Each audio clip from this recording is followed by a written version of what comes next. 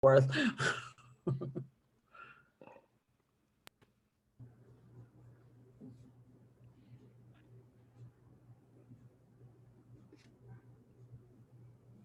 Great.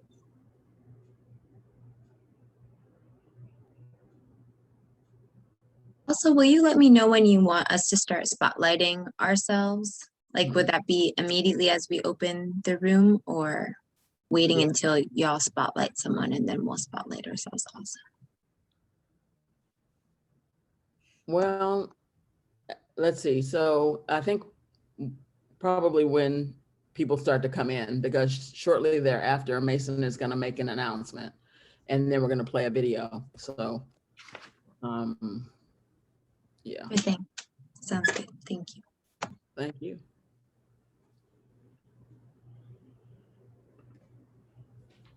Okay. I'm going to admit Mary Claire.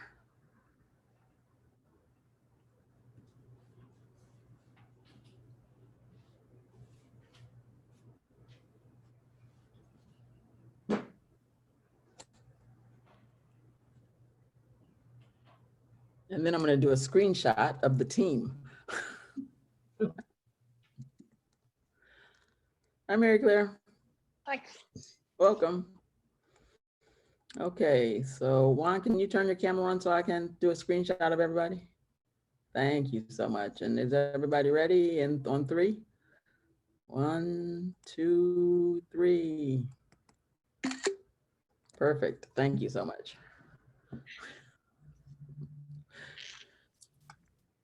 Okay, and so are we ready? Yep. All righty, let me pull the video up to the top.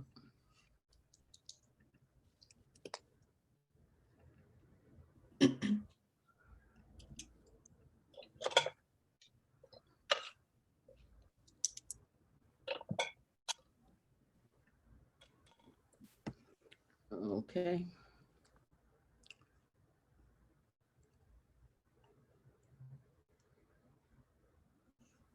Okay, so I'm gonna let everybody in.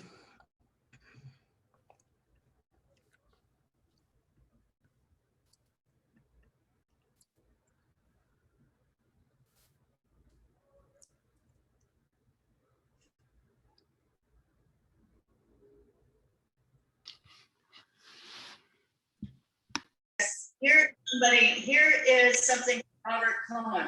Hello, everyone. Welcome and thanks for joining us today. And I would just like to remind everyone joining to click the mute button in the bottom left corner, just so there aren't any noises coming from your room. And we'll be here for a few moments as people trickle into our meeting, but thanks for responding to the call to be with us here today. And we're really excited to see you. We think it'll be a very informative and inspiring session, and help each of you find, your way within the Poor People's Campaign to a really meaningful experience. Just a couple practical items. We are going to be recording this session. So when we're here together in the main group, we'll be recording this session. We will have some breakout groups later, and those will not be recorded. But if you would not like to be recorded, just click the stop video button in the bottom left, and that way your image will not be recorded. And we're going to start with a song as a few more folks are arriving, and then we will continue.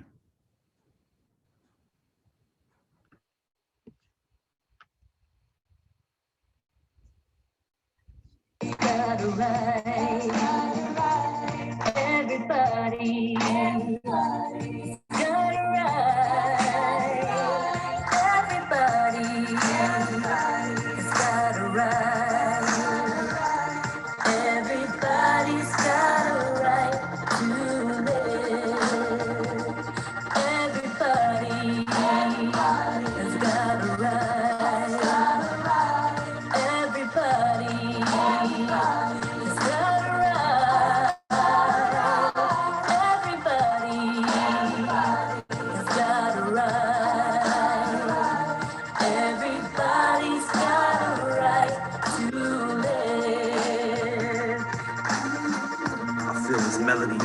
footsteps of the people, rising up in the rhythm of dignity and courage.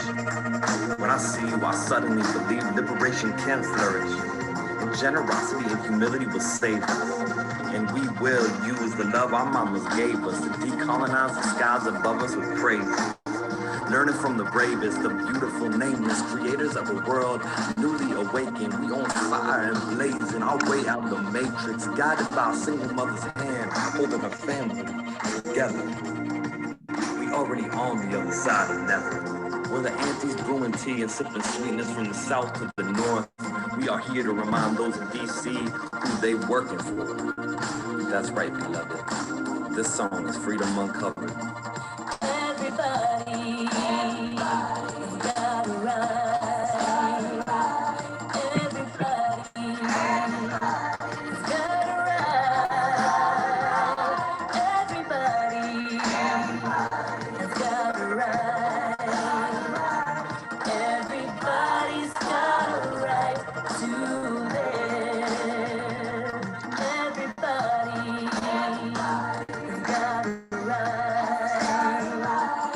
Everybody has got a right.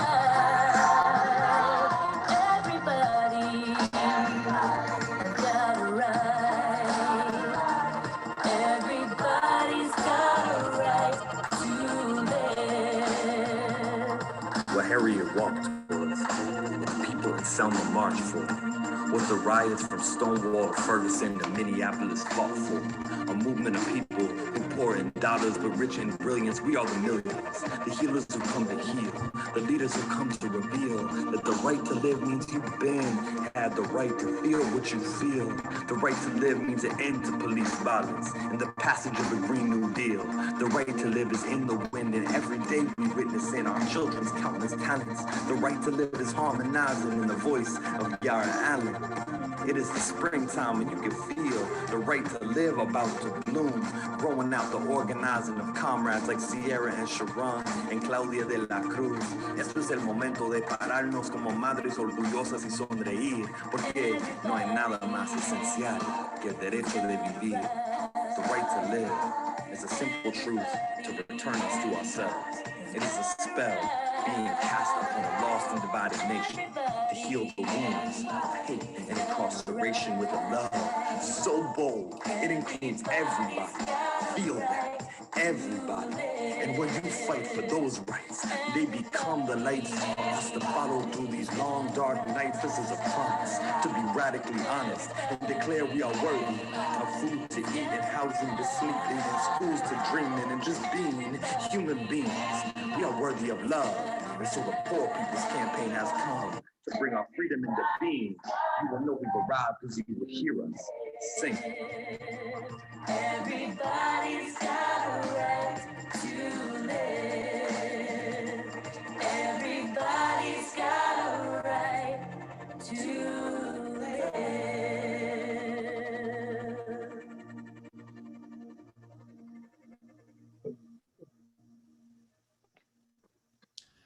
Okay, well, welcome to the Poor People's Campaign Welcome Session. We are going to be having these sessions once a month. So if there was more you wanted to learn, or if you'd ever like to experience what happens here today, there's a lot of great information. You're welcome to join us next month as well. I think there's going to be some information in the chat. My name is Mason Ewald. I'll be co-facilitating today's session with my friend and colleague, Peg Miller, who you'll see in a moment. And also just wanted to give a special thanks to our two ASL interpreters, Nora and Juan, who you'll see spotlighted as well throughout the session. We've got a good team here, and we'll be able to answer some questions for all of you later. To start, why don't we introduce ourselves briefly in the chat? Many of you probably know how to do that, but at the bottom of your screen, you'll see a chat option. If you could just say hello with your name, your pronouns, and your location, that'll give us a sense of who all is here and from where in California. Closed captioning is available. As I mentioned, our interpreters will be spotlighted. You're welcome to use the chat throughout the session to enter your questions or any other comments or insights that are arising for you. I would ask that you stay on mute unless you're speaking to the full group, and we'll have some time in the end for questions. Also, we will be doing some breakout groups a little bit later, and we would love to do that by region so that we can connect with people in our city or our area. So there's a little trick to do that. As you'll see on my image, my name has a BA in front of it on Zoom here, and that stands for Bay Area. So I will be reading off the different regions that we would like to use for the breakout groups, and would like to ask each of you to edit your name within Zoom to reflect that.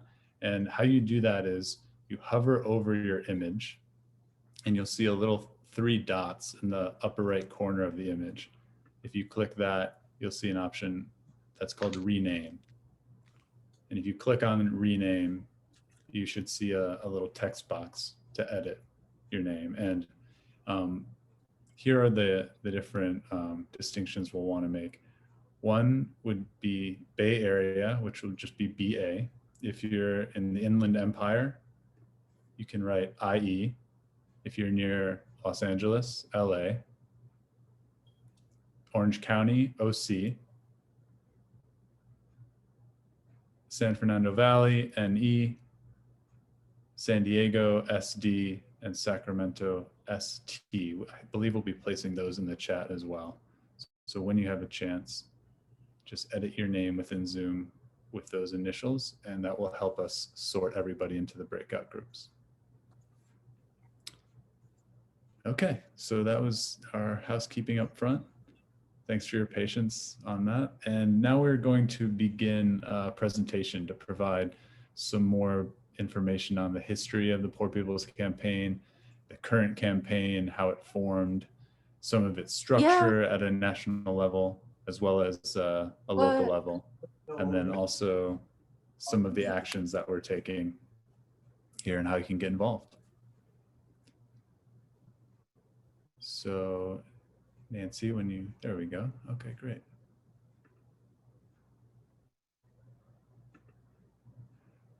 So again, welcome to the California Poor People's Campaign, a national call for moral revival. This is an incredibly rich topic, introductory meeting. It certainly helped me feel grounded here as a newcomer in the campaign. And we're going to start by providing some background on the 1968 campaign. In 1960, I'm sorry, Nancy, if you could go back to there we go. In 1967 and 1968, Reverend Dr. Martin Luther King Jr., other civil rights leaders, and others came together to forge a campaign to bring national attention to the unjust economic conditions facing millions of people worldwide. In November 1967, Dr. King announced the Poor People's Campaign to challenge economic inequality, militarism, and poverty. He articulated a clear formula of how the poor can claim the power that resides within our communities and to create a, quote, new and unsettling force. His vision emphasized the importance of respect for poor people and the need for poor Blacks, whites, Latinos, Asians, and Native Americans to unite. Next slide.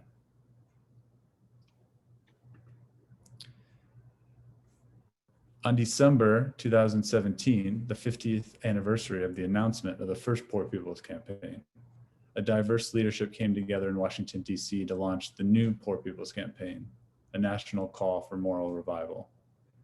Co-chaired by Reverend Dr. William J. Barber II of Repairers of the Breach and Reverend Dr. Liz Theo Harris of the Kairos Center, with the support of many organizations, denominations, and individuals, now in 45 states across the country. The campaign launched with 2 primary goals. One was to change the narrative by changing the narrator. That means putting more focus on who and why people are poor and amplifying the voices of those who are most impacted by the systemic forces that keep people in poverty. The second goal was to build power to change policy through a fusion movement that unites communities and partner organizations. soon we'll have a video to elaborate further on that.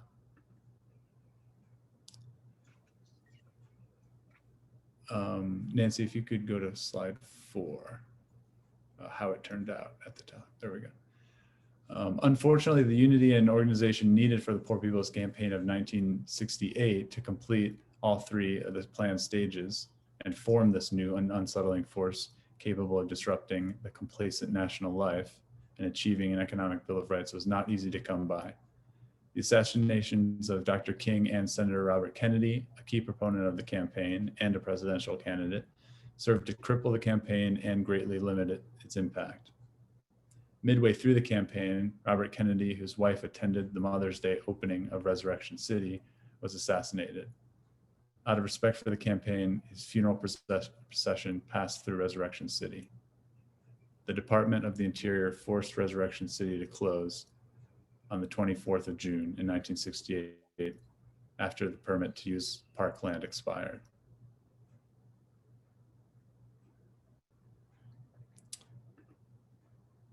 Next Are you ready slide. for the video? Oh, I'm sorry. Yeah, let's play the video now. Thanks, Nell. Okay.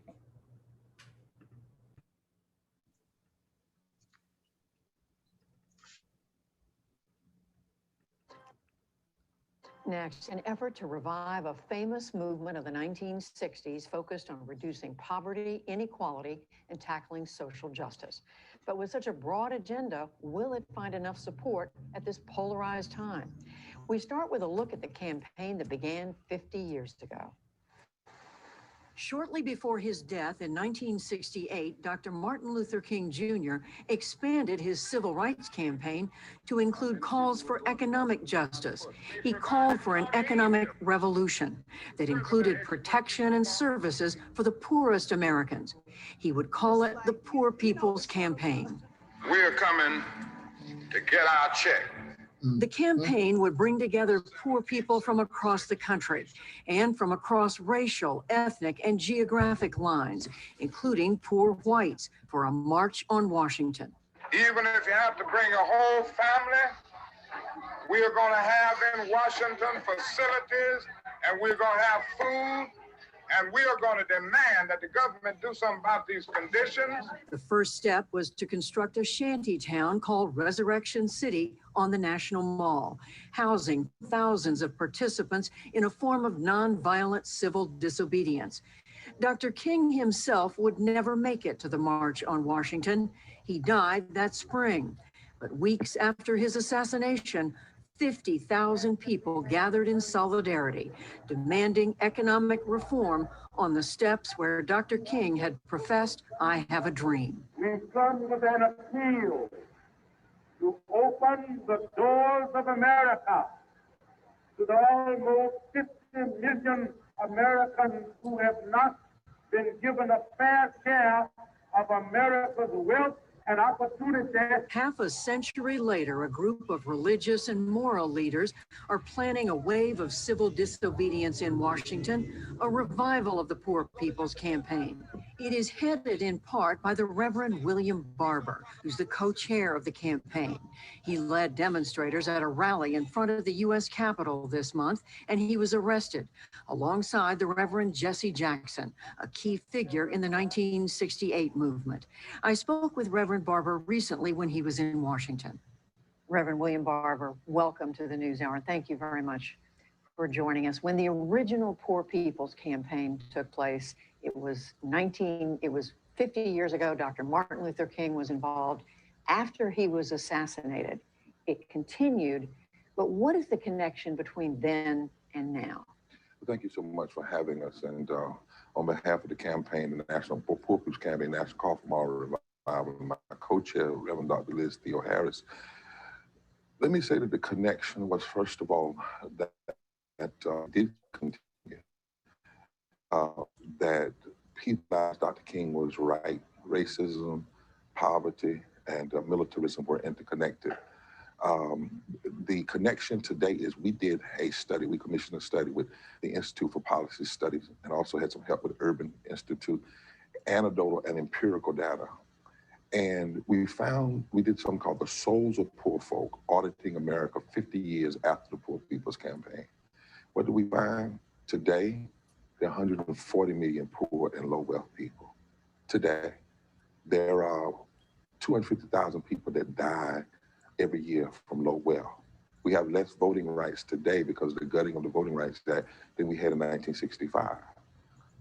We have 62 million people who are working poor, who work for less than a living wage, and 14 million children who are in poverty. Those numbers are overwhelming. They are daunting. You're not proposing to do away with poverty, are you? We are saying that there are 5 interlocking injustices that America has to face because they continue to cause policy violence. That is systemic racism, particularly seen through the lens of voter suppression, where people use voter suppression to get elected, and then once they get elected, they pass policies that hurt the poor, mostly white women, children, and the working poor. Systemic poverty, ecological devastation, the war economy, militarism, and the false moral narrative of religious nationalism that says you don't have to address those issues. We are saying, yes, America is going to have to face these 5 interlocking injustices and change them. Why can't you work through the existing political system? Work to elect political figures who agree with your agenda? Well, several reasons. Number one, we had 26 presidential debates in the last presidential election on the Democrat and Republican side. Not 1 hour was spent on poverty. Not 1 hour was spent on voter suppression and restoring the Voting Rights Act. Not 1 hour on the war economy and militarism. So if we're not even having the conversation, the first thing we have to change is the attention violence.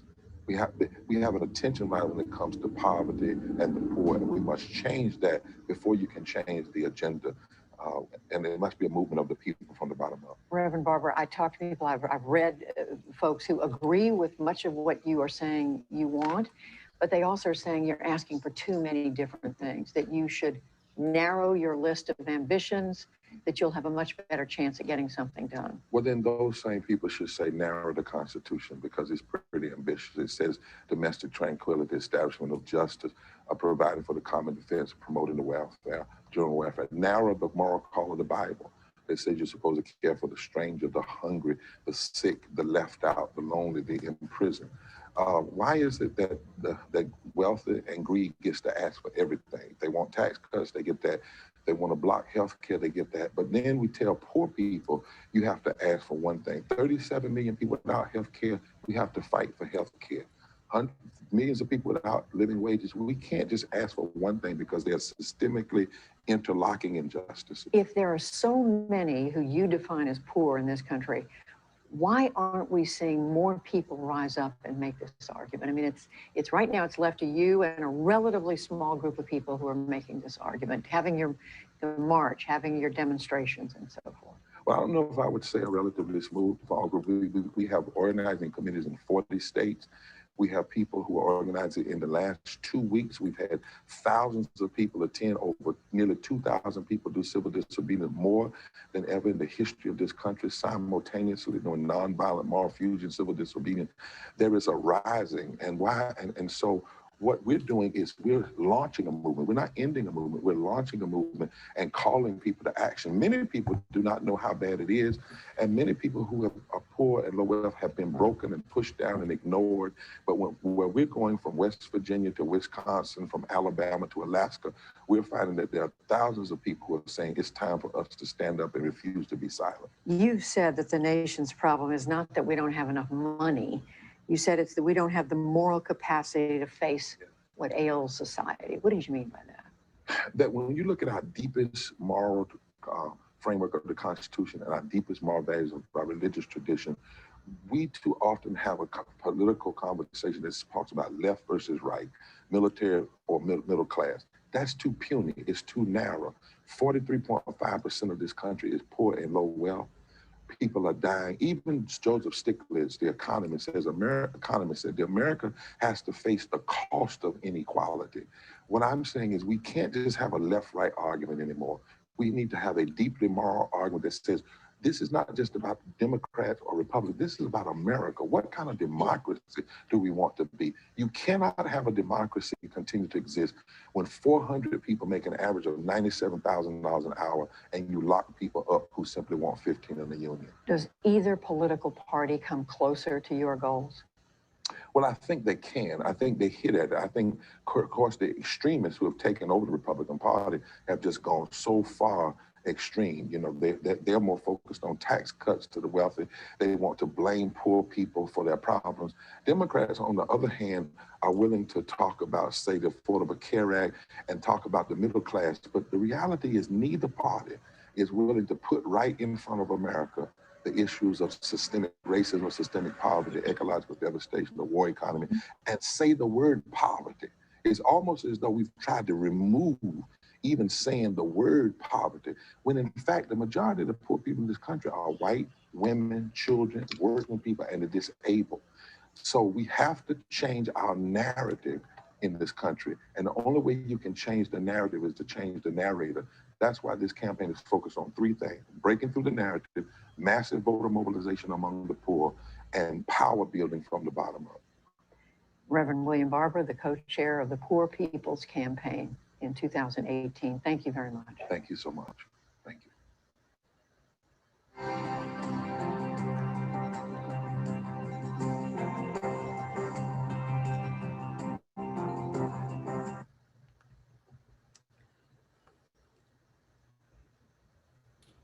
Okay, so a few more notes on the history of the campaign, and then we will shift into some more about the current campaign. Slide 5, which says impact of the 1968 campaign. There we go. Thanks, Nancy. So yeah, in the face of setbacks due to political violence and assassinations, as well as difficulties sustaining national movement, the Poor People's Campaign of 1968 still had an impact, not only on governmental policies, but also on public perceptions. The campaign pushed Congress and federal agencies to allocate millions for programs such as Head Start and education welfare services for the Bureau of Indian Affairs, while it also helped catalyze the desegregation of schools and extension of labor programs. Significantly, the campaign introduced new strategies for protest and social change. The movement also helped transform national discussions on race, class, economic opportunities, security, and democracy. So now I want to invite Peg to come on and share a little bit about the modern Poor People's Campaign. Thanks, Mason. The new Poor People's Campaign is building on the idea of fusion movements that have brought progressive change throughout history. The modern Poor People's Campaign is a movement, not a moment. It's a national call for moral revival. It's an organism, not an organization. It lifts from the bottom. It confronts the interlocking injustices of systemic racism, systemic poverty, the war economy, ecological devastation, and the distorted moral narrative of religious nationalism. It is a fusion movement. What does a fusion movement mean? It means recognizing the centrality of race, building a broad, diverse coalition, intentionally diversifying the movement, engaging in indigenously led grassroots organizing, committing to nonviolent action, and resisting the one movement mentality. We are building a movement. Next slide, please.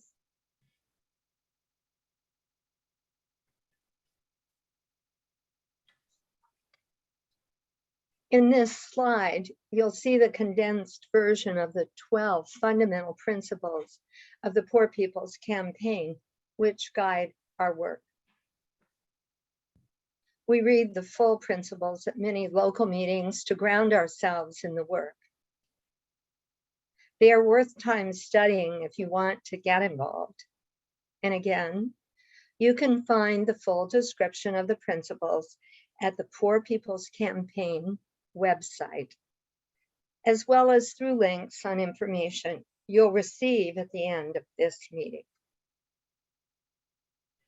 Also, please note the last principle on the list, embrace nonviolence, because it is particularly important for folks considering joining the campaign as a volunteer. Violent tactics or actions won't be tolerated, period. You'll be asked to sign a covenant of nonviolence as part of the California Poor People's Campaign if you engage in any direct action events, such as sitting in at the Capitol in Sacramento. The covenant of nonviolence is far more than a document to sign when engaging in direct action. It is an ideal woven through all the principles of the campaign, especially because others may try to disrupt and weaken the nonviolence foundation of our work. Next slide, please.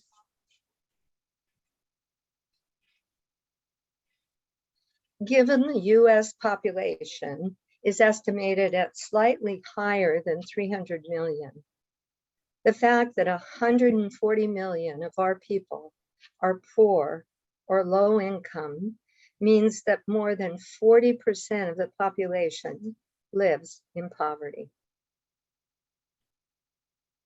These statistics are pre-COVID and do not include the estimated 8 million who have fallen into poverty as a result of the pandemic.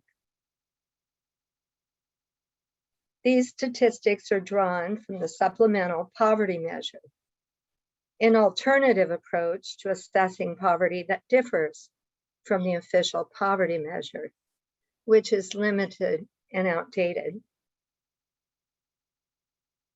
When the official poverty measure is quoted publicly, it often does not reflect the full scale of poverty in the country. You can read more about how poverty is measured in the campaign's Mural budget from the website. Next slide, please. Part of grassroots organizing is to go out, listen, and engage with people most affected by the policies that keep poor people down. The Poor People's Campaign has taken to bus tours to engage with their supporters and form state organizing committees. The campaign's early tours brought together those drawn from all segments of the fusion movement. The 2019 tour highlighted the voices of the poor in hearings on homelessness, mass incarceration, and the criminalization of poverty. During the election year of 2020, the campaign led the mobilizing, organizing, registering, and educated tour, known as the MORE tour, to not only register voters, but to mobilize new and existing campaign supporters to commit to its aims and principles.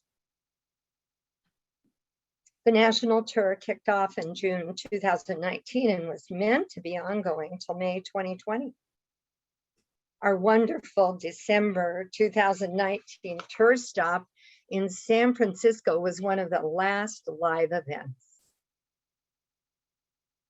Subsequently, 4 states had their tour stops canceled. But soon the campaign took to Facebook Live, YouTube Live, and Zoom. Recordings of the Facebook Live feeds are available on the National Campaign's Facebook page. The video you'll see next is from the 2019 Truth and Poverty bus tour from Repairs of the British. Video, please. Thanks. What happens in Wall Street often doesn't say a thing about what's happening on the real streets of America.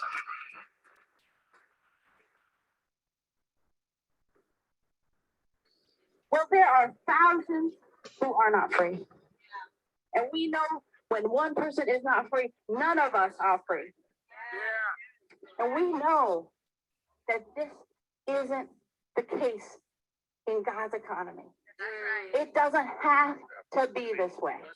That's right. We can do better. We can do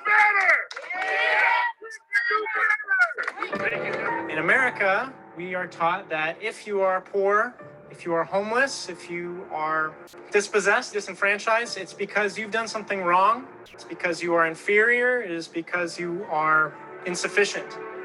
And we believe that that is wrong. There are 140 million people in the United States who either live in poverty or are low income, who are one paycheck away from being homeless, or one wildfire away from being homeless, or one missed rent check or car payment away from being homeless. That's over a third of the United States. Now, to me, that is our deep shame as a country, as a moral emergency. And that's why we need a Poor People's Campaign across the entire nation.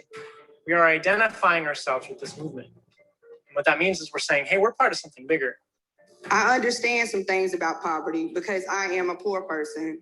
We believe that when poor people name their own priorities because they know their own needs and know what needs to happen, that real change will be produced. If poor people are not allowed to speak these priorities for themselves, no one else will. It's hard enough just to live on this earth and survive. And they shouldn't make it any more difficult. You shouldn't be homeless to be a criminal just because you're homeless. That's right. It's sad. Sad. The homelessness that you're seeing in the streets of LA, in our community, you can see it all up and down the state. People encamped in the streets, living in their cars, in RVs, in garages. It's a growing phenomenon. And one thing that's important for me to point out, I don't think this is because people just don't know how to manage their finances. This is an economic devastation based on a systemic root. We thought we were going off to be heroes. But what we found was that we were no more than pawns. And when we come home to live in an unjust and unequal society with the largest prison complex in the world and a political system that seeks to oppress voting rather than to expand it. It's got to be done to help people with disabilities to vote. One of my concerns is when I went to vote, when the little sheet came out of the thing that showed what I voted for, I couldn't read it. It was in small print. Let the people vote!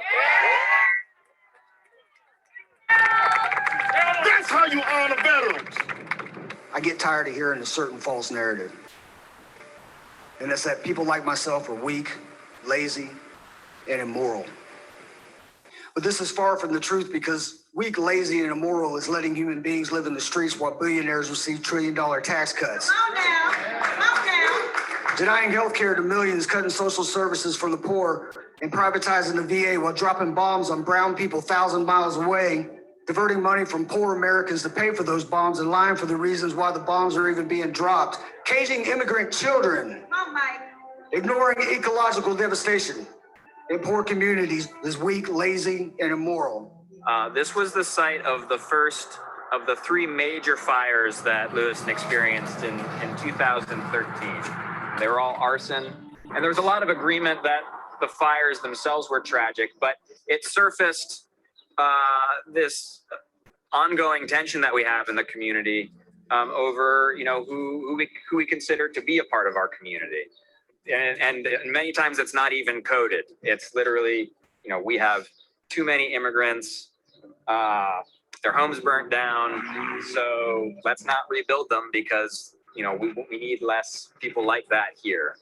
Look at everything the United States is doing. Look at all the wealth. That's all ours. I mean, that's all the Native American. It's easy to lose that focus because everybody came in that second chapter.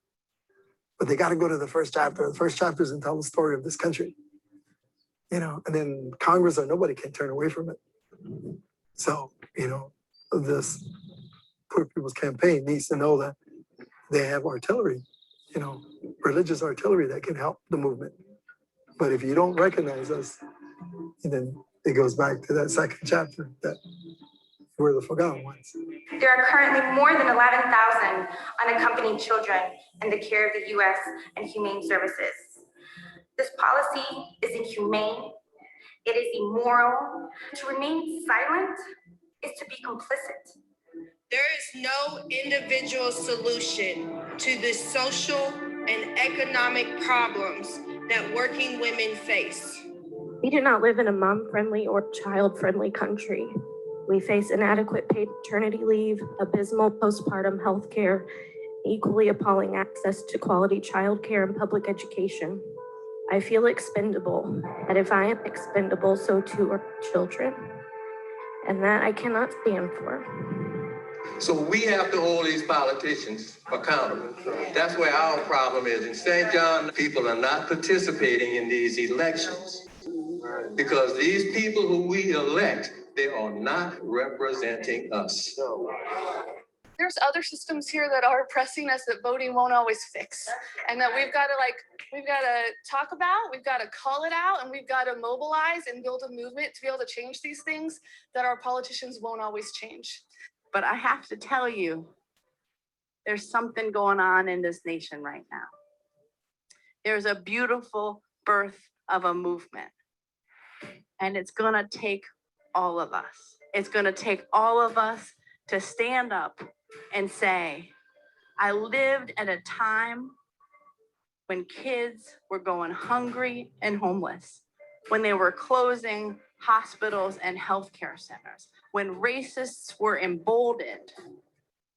But I linked arms with people. I stood up and acted for justice, and we changed it. We changed it. Forward together! It's movement time. It's time to shake this nation because this nation is locked up. Politics, small, bang.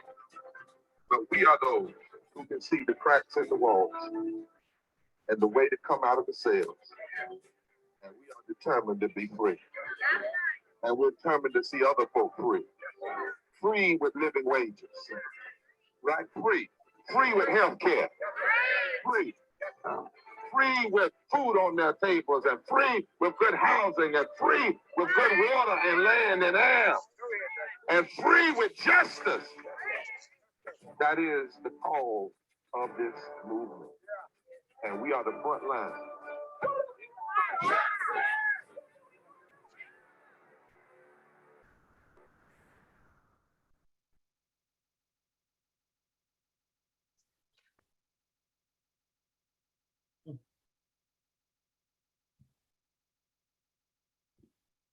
What happens in Wall Street often doesn't say a thing.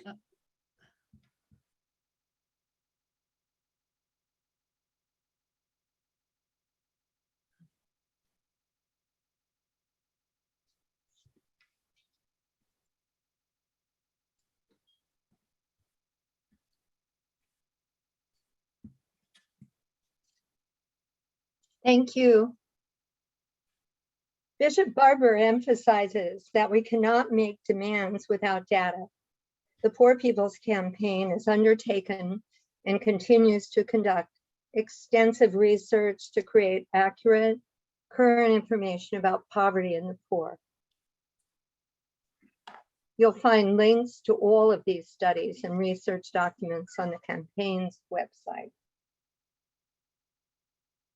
The Souls of Poor Folk Mural audit provided a data-driven analysis of the historical and empirical realities of poverty in the past 50 years since 1968.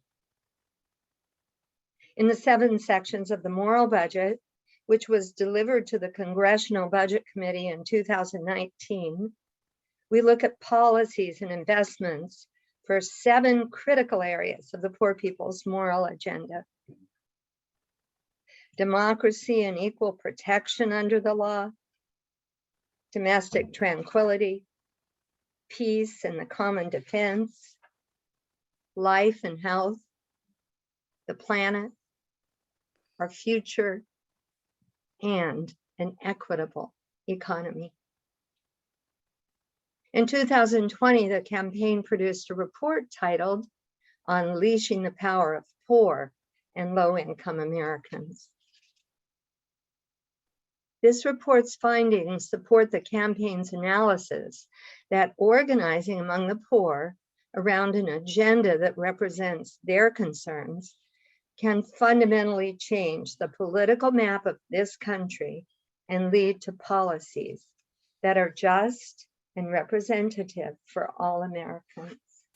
Next slide, please. Because the Poor People's Campaign is a joint project of Repairs of the Breach and the Kairos Center, the staff from these nonprofits manage the national campaign, coordinating events, policies, and other activities. Reflecting the campaign's commitment to its moral fusion principles, the coordinating committees at the state level include an impacted person, a faith leader, and an organizer. In California, our state committee has an additional member as well. Next slide, please. Given California's size, we also have several regional steering committees in addition to the state coordinating committee. They include San Francisco Bay Area, Los Angeles, Inland Empire, Sacramento, Orange County, Northeast San Fernando Valley, and San Diego. Santa Barbara is launching a region this spring. Next slide, please. Our work is carried out by statewide and regional working groups. You can use the feedback form to get more information or get connected to statewide or working groups in your region. Next slide, please. One tool for building the campaign is our statewide meetings, which everyone's invited to join. We invite you to share your talents and skills. We always need facilitators for the Jubilee study groups and welcome sessions, and tech support for all meetings and events. You don't have to be a lawyer to join the legal working group, which meets bi-monthly. Next slide, please. And now I'm going to turn it over to Mason, and he'll bring you up to date on what's been happening in our state. Great. Thank you, Peg. So now we'll go over some of the actions of the California Poor People's Campaign and some of the things that you might become involved in as you continue. So people from all over California submitted pictures of themselves holding individual letters to spell out the phrase, "Everybody's got a right to live," a declaration that is a core message of the campaign, as well as the chorus of one of our songs, which you heard today and is sung at our rallies and gatherings. You may be asked at some point to submit a photo with a letter to help with our messaging. Seeing many people's faces supporting our messages has a special magic, as you can see here. Next slide, please. Over 20,000 door hangers with census and voter information were distributed across California by volunteers with the Poor People's Campaign, including those shown here in Vacaville, Sacramento, and San Jose. Next slide. The false narrative of religious nationalism is a phrase that you may hear us use from time to time, and it's one of the 5 interlocking evils that the Poor People's Campaign is committed to eradicating. When Christian nationalist Sean Foyt proposed the large-scale worship protest event without requiring participants to wear masks or maintain social distance, the California Poor People's Campaign swung into action to support the Los Angeles Poor People's Group and to demand that the Los Angeles Mayor and Board of Supervisors, as well as Governor Newsom, take legal steps to prevent the gathering.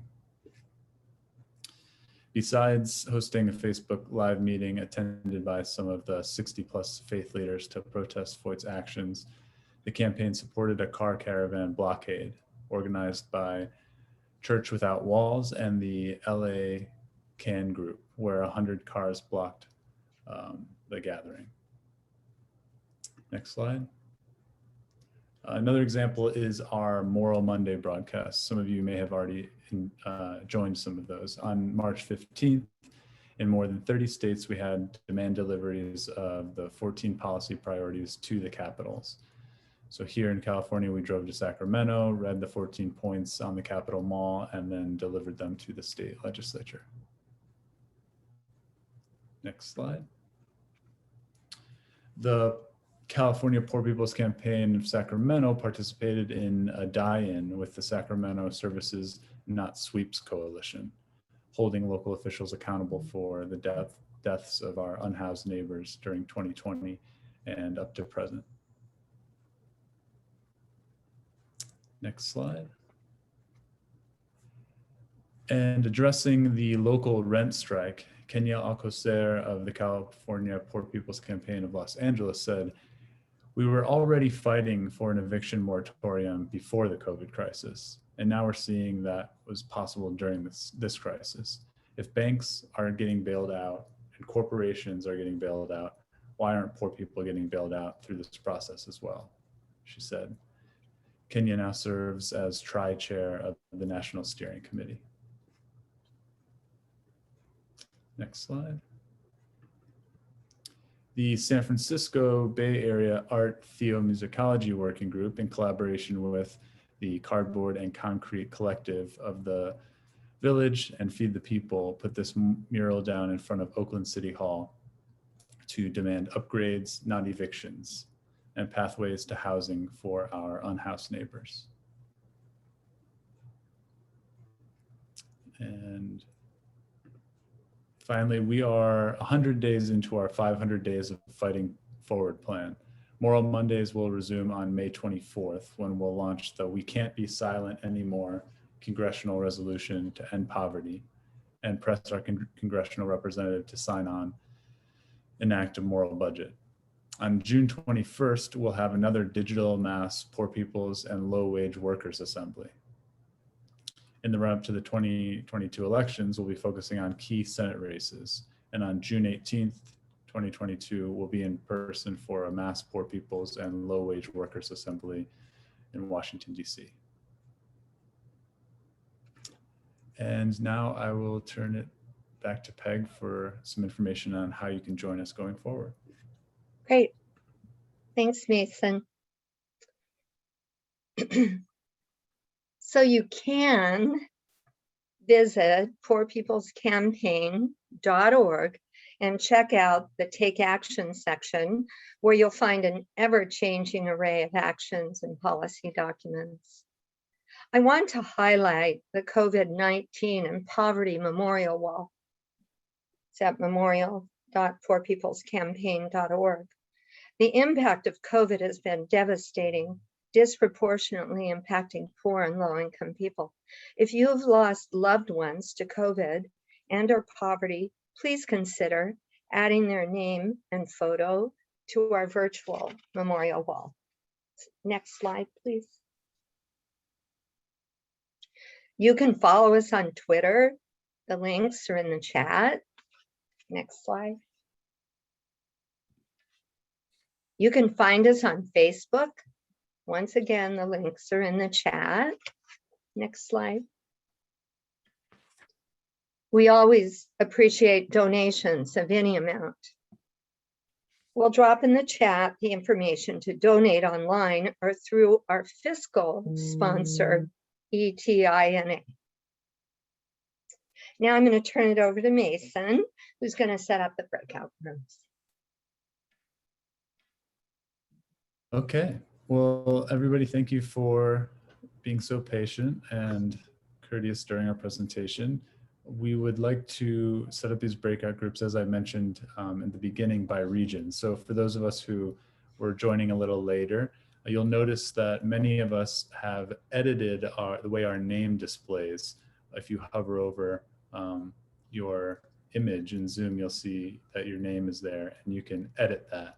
So the top right corner, you'll see 3 dots. Clicking on that, you're able to click rename. And you'll see in the chat, there are different initials associated with the region of California where you live. So please quickly edit that name to reflect your region. And then we will take about 20 minutes to meet in small groups.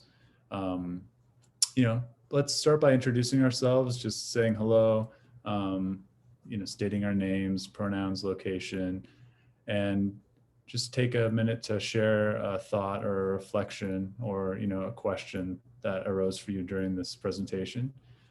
Just articulating, why you were moved to be here and maybe some ideas you have for next steps. And then we'll come back after the breakout groups and take some Q&A with everybody.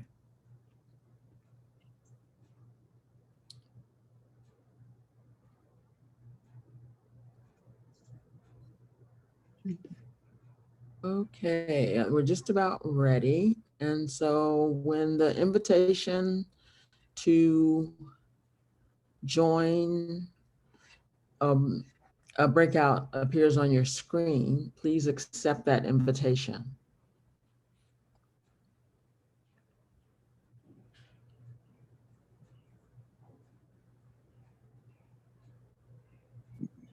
Yeah. It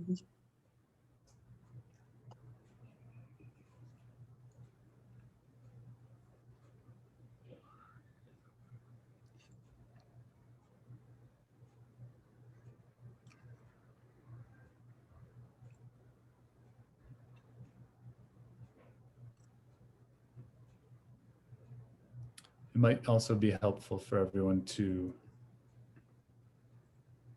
okay, is everybody already in the breakout groups? Yeah, I think so. Great. Okay.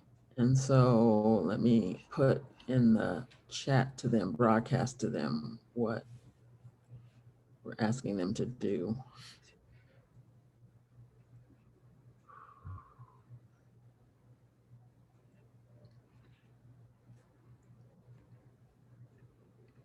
They're good questions.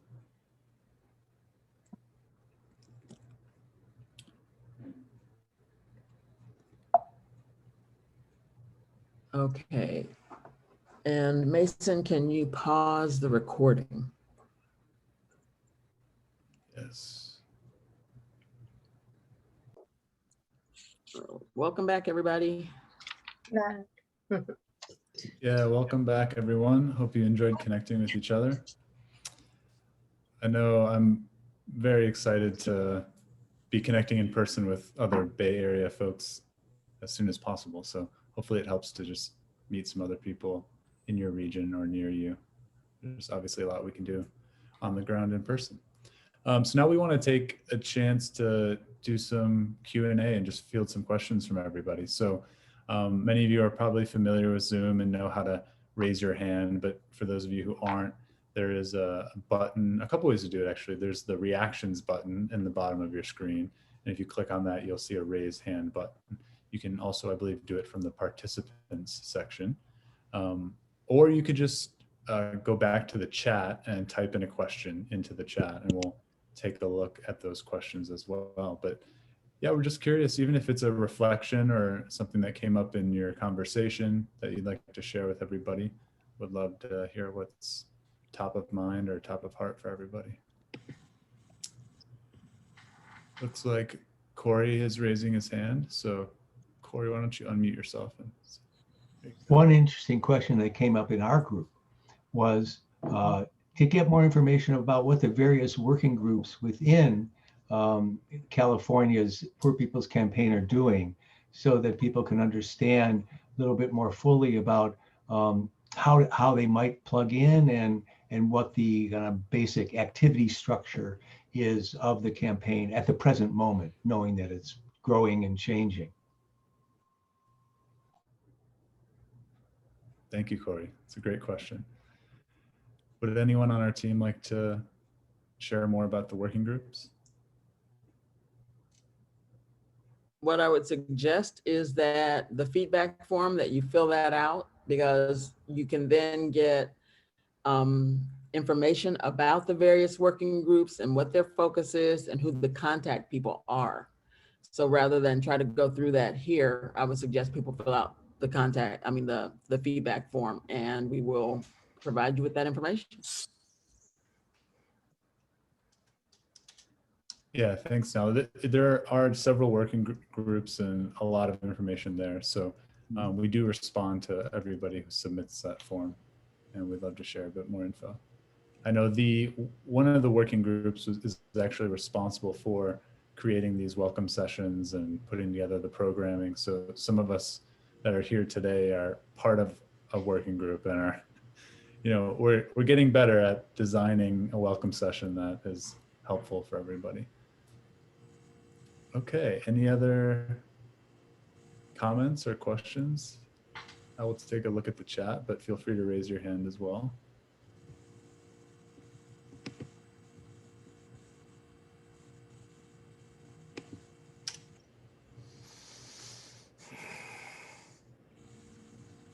Mason, and just to underline what Nell just said, the feedback form is the best way for us to stay in touch with you.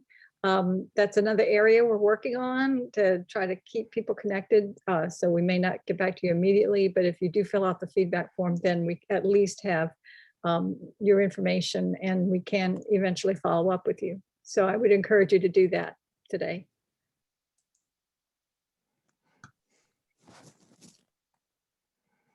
And if you don't have immediate clarity on how you would like to be involved in Poor People's Campaign, that's completely normal and was the case with me as well. So yeah, we would just encourage you to attend the next meeting and start to feel that out a little bit further.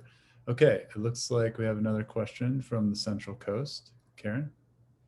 Yeah, thanks. I asked this in the small group too, but I'd love to hear other voices as well about how much local flexibility or how much flexibility each group has to focus on local issues versus maybe statewide pushes that are happening.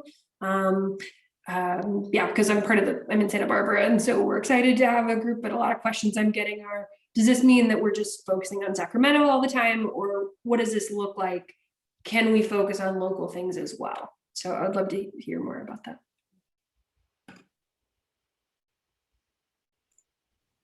Thank you. That's a great question. Mm-hmm. Maybe one of our leaders. It is a great sorry, question. no, go ahead. I'm happy to start, and then others can chime in. So it's a balancing act, because we have initiatives from national that we are focused on. We're organizing, a state campaign that's related to a national campaign. So there's national initiatives, and then we're organizing from the top of the state to the bottom of the state. And so there are statewide initiatives. But it's critical that people are working on the ground in their location, because that's how people get to know about the campaign, is that when you show up in your PPC campaign t-shirt and you say, okay, I'm here and I'm ready to work, whatever the work is, whether it is eviction defense, or it is feeding people who are hungry, or pressing your city council to house the unhoused, or to stop the sweeps, or whatever it is, then that way people get to know that you are there and understand what the values and the principles and the goals and the work is, and who's doing it in their community. And so we encourage people to get involved, because that's the power of the campaign. And so when you are going into work, doing the work in your community, part of what you have to offer is that there are 45 states in the national campaign, and that the issues that the 140 million people are facing across the country are the same.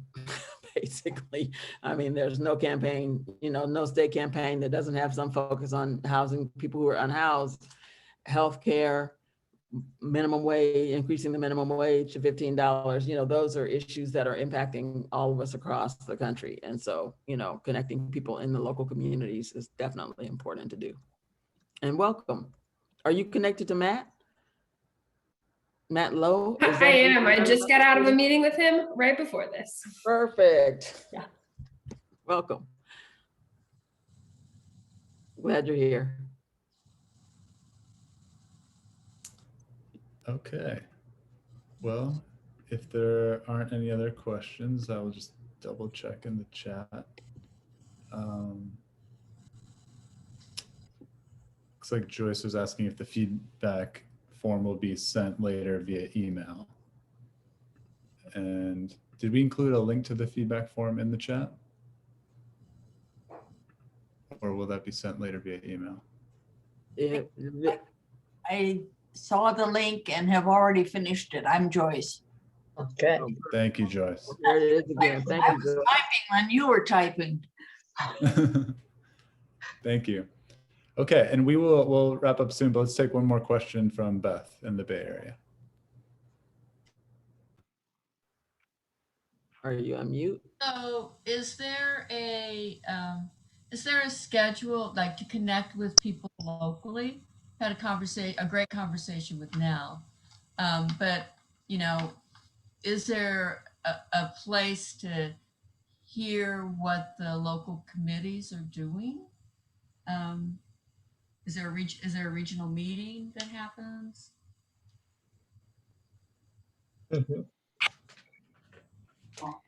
You know, Beth, I'll answer that question because I had the same question in the breakout room that I was in. Yes, each region has a regional meeting, and the one in the Bay Area happens to be this Saturday from 3 to 5 in the afternoon. And we're called the Poor People's Campaign Bay Area Steering Committee. So that's an opportunity for you to hear what's going on internationally, nationally, and in your state and in your region. And as far as I know, Nell, please correct me if I'm wrong, all regional Poor People's Campaigns have regional meetings. And ours is once a month. So that would be my answer. It's a great place to meet new people.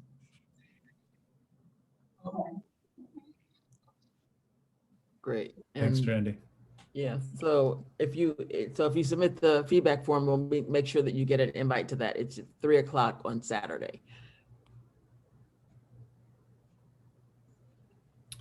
Okay. Just in case anyone's interested, the LA one is at 3 o'clock on Sunday this weekend.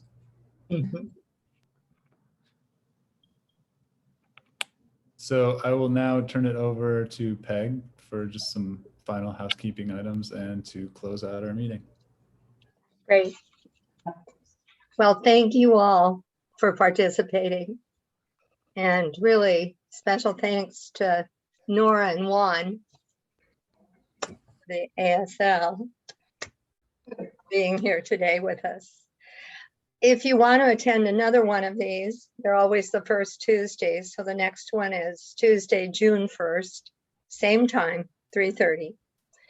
And yeah, the feedback form's great. Just fill it out and it'll all get taken care of. So what we're going to do is complete the way we complete in most of our meetings. So you can unmute yourself and it's easy.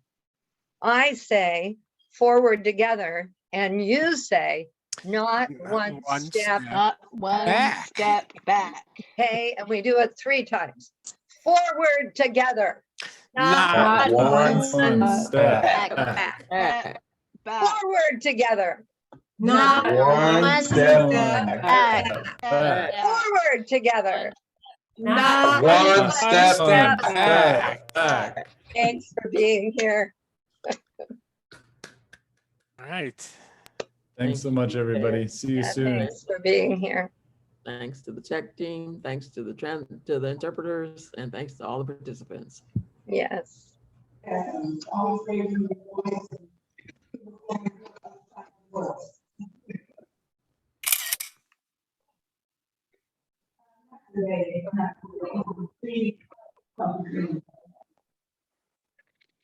Okay.